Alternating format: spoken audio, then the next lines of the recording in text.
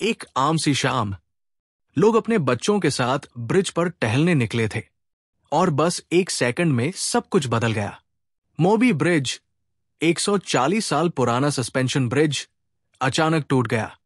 लेकिन सवाल यह है, यह सिर्फ एक हादसा था या फिर एक बड़ी इंजीनियरिंग चूक?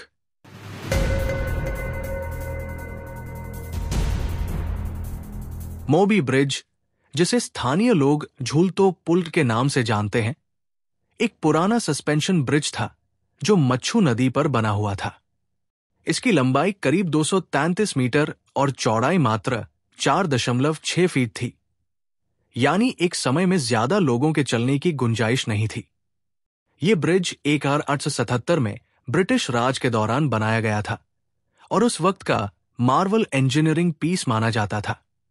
सस्पेंशन ब्रिजेस में मेन केबल और वर्टिकल सस्पेंडर्स का यूज होता है जो डेक को हवा में लटकाए रखते हैं।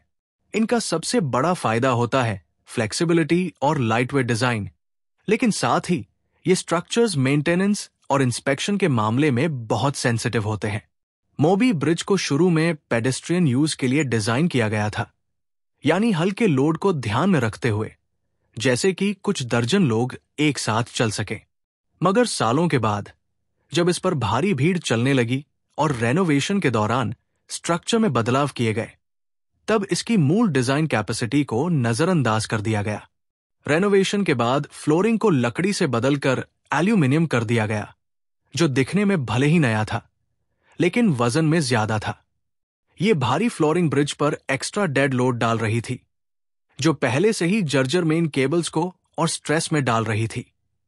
सबसे ज्यादा चिंता की बात यह थी कि रेनोवेशन के दौरान पुराने मेन केबल्स को पूरी तरह बदला नहीं गया, उन्हें पेंट करके दोबारा यूज कर लिया गया। एक सस्पेंशन ब्रिज की पूरी ताकत उसके मेन केबल्स और एंकरेज सिस्टम्स में होती है, और अगर वही कमजोर हो तो पूरा स्ट्रक्चर एक टिकिंग टाइम बॉम्ब बन जाता है। एक और बड़ी कमी यह थी कि वर्टिकल सस्पेंडर्स, यानी जो केबल्स डेक को पकड़ कर रखते हैं, उनकी अलाइनमेंट और स्पेसिंग में भी बदलाव किया गया था, जिससे लोड अनइवनली डिस्ट्रीब्यूट हो रहा था। इन सब के बीच एक और अलार्मिंग बात यह थी कि रेनोवेशन के बाद ना तो किसी इंजीनियर से प्रॉपर स्ट्रक्चरल ऑडिट करवाया गया और ना ही कोई लोड टेस्टिंग की गई। यानी कहने का मतलब यह है कि यह ब्रिज, जो पहले से ही बुजुर्ग हो चुका था, उसको बिना सही इलाज दिए कॉस्मेटिक सर्जरी कर दी गई, ऊपर से रंगरोगन कर दिया गया, मगर अंदर से वो ज्यादा कमजोर हो गया था।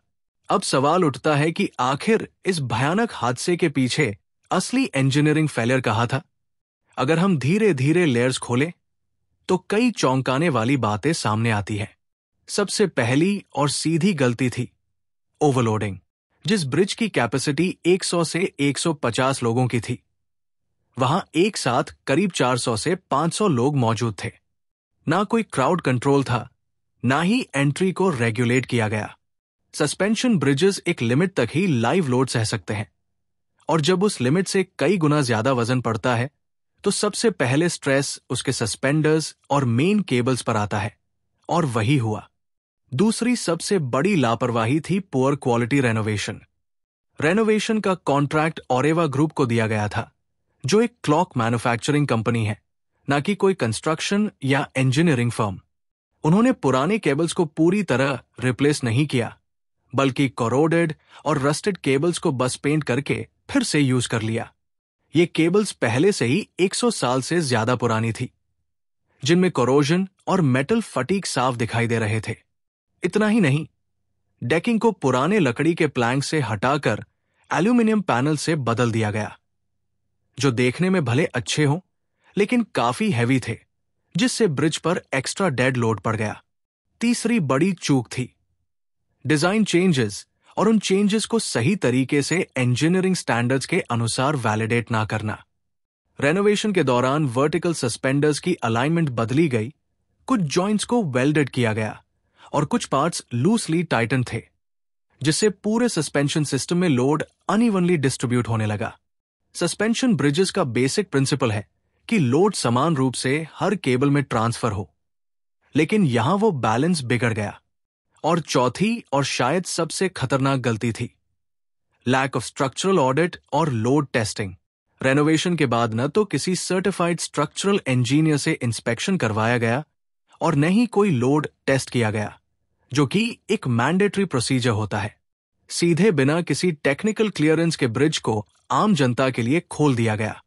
यानी ये सिर्फ एक गलती नहीं थी, ये इंजीनियरिंग नेग्लिजेंस, कॉन्ट्रैक्टर इररिस्पॉन्सिबिलिटी और सिस्टेमिक फेलियर का एक खतरनाक कॉम्बिनेशन था।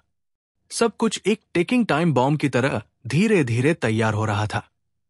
और फिर आखिरकार उस रात ब्लास्ट हो गया। मोरबी ब्रिज कोलैप्स कोई आइसोलेटेड एक्सीडेंट नहीं था।